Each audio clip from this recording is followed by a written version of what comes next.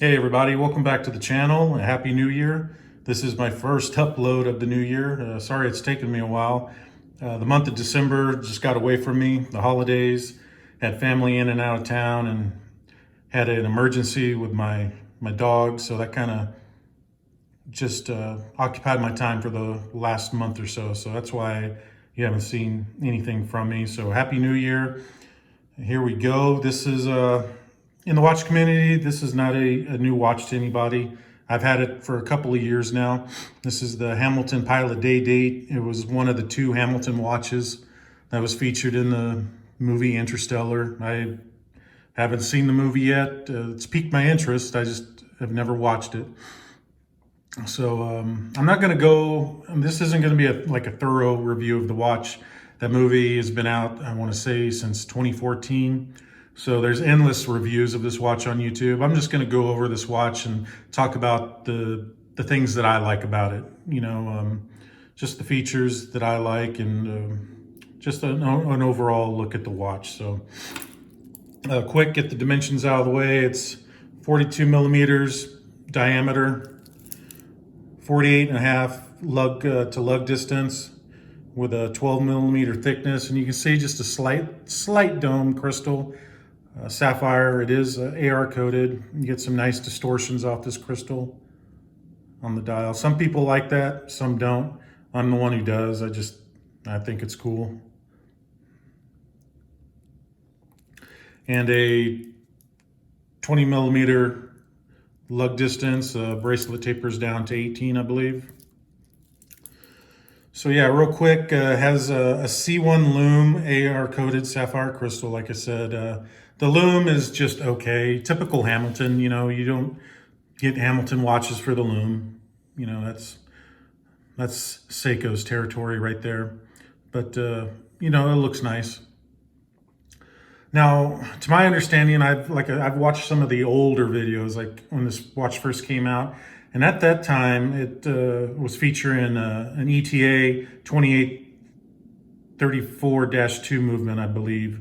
But now, if you go to the Hamilton website, it's Hamilton's H40 movement that's in it. So I have a newer one. It has an 80-hour power reserve. That's all I really know about the movement. I'm not a movement geek. So I just know, like I said, the earlier videos go back about 3 or 4 years, and they have an ETA movement in it. This is now Hamilton's H40 movement. It's probably just a modified ETA, and they gave it a Hamilton name, so no big deal. Has a 100 meter water resistance. So we're just going to go over a few things that I like about this watch. This watch is all about the dial. It is all about the dial. You see it has two different number rings around it. It has the stainless steel markers that mark 10, 15, 20, 25, all the way up to 50. And then on the inner chapter ring, you have 1 through 12. Well, the 10, 15, and 20, all the way to 50 markers, these are stainless steel markers that have a linear engraving in them that provides grooves, and that's how it's catching the light. And you can see sometimes the numbers disappear almost black, kind of like the 10 and 15 marker are now, and then you just kind of move it around and those grooves catch the light and it just lights up. So they're not just stainless steel markers in there. And my iPhone can't pick up the engraving in them, but they're just straight striations cut into the stainless steel, and it just grabs the light. So I think that's a neat feature. And although this is a new watch, it's basically kind of a contemporary take on the old World War II Flieger Type B watches. I'm more of the Type A Flieger style watch, but like I said, this is a modern contemporary take on it.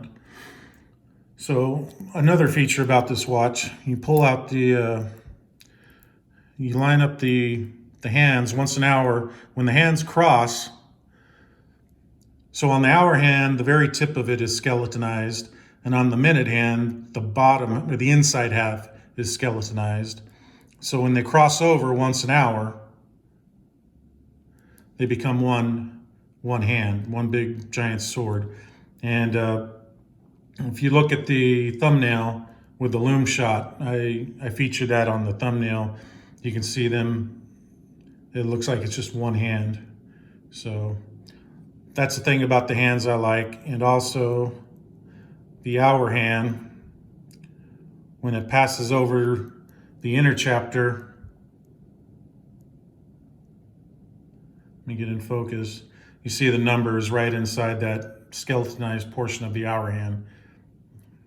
So those are just little attention to details that I like about this. Also, this is quite common on most Hamiltons, especially their pilot and field watches, is the hands reach all the way out to their respective markers. The hour hand reaches the hour marker.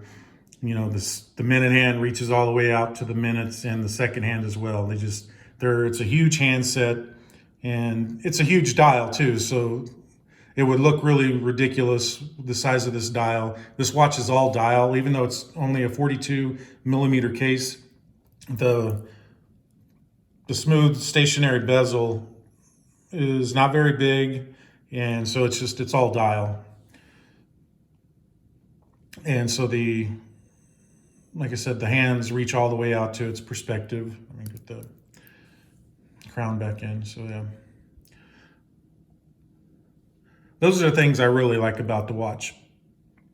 Dislikes, my big issue with this watch is the crown.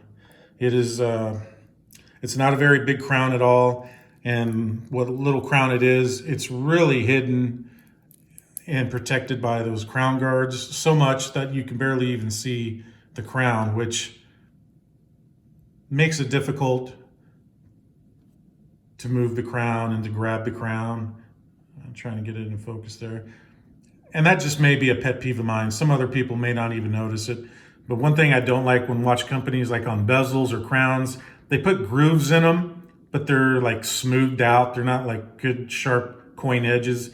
And that's kind of what this is. Even the grooves in it are smooth grooves, so it's hard to grasp it. And it is a push-pull crown. And so it also, making it difficult to wind it because there's more crown guard than crown on it. To me, the date window is just too small. It is a day-date function watch, and to me, the date is just too small. Even though I think it's supposed to fit in right there with the size of the inner chapter ring, and also it's a white window or a white dial with black number. It may have been better with a black wheel and a white date. I don't know. And I think it would have been cool. And this is just a nitpick. I like when second hands have a contrasting color on the tip. It'd have been nice to see a red or an orange, tip on the second hand. But that's just, things that I like. Not a big deal. And the bracelet is very good, is typical with Hamilton. I've always liked Hamilton bracelets. This is a well-finished bracelet.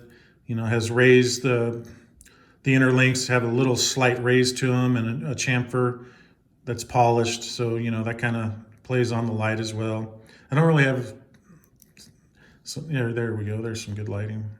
But yeah, the bracelet also, it just lays down really nice. So, it just articulates very well. So, it's going to fit on your wrist. So let's do a wrist check here.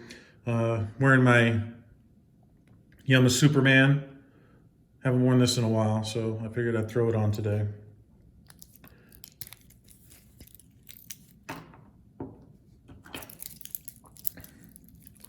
My wrist is 7 1/4 after the holidays, maybe 7 1/2. I don't know. But yeah, there it is, the 42 millimeter case. Like I said, it wears big in my opinion, not uncomfortably, because it does have a short lug width of 48.5, but it is all dial, and that's why it looks like it's bigger than what it is. And you can see those big sword hands. So, and you can just see that bracelet just drapes right around the wrist. Great wearing, and you don't, as big as a watch as it is, you really don't feel it either. So it's real nice. So yeah, there you go. Like I said, not a technical review or nothing, just an overall look at the watch and what I like about it and a couple of dislikes. So yeah, there you go. Kick off the new year with something simple here. And I got several videos lined up here, so I'll be getting back in the routine. But thanks for tuning in, and Happy New Year, everybody. And yeah, we'll catch you in the next video. Thanks.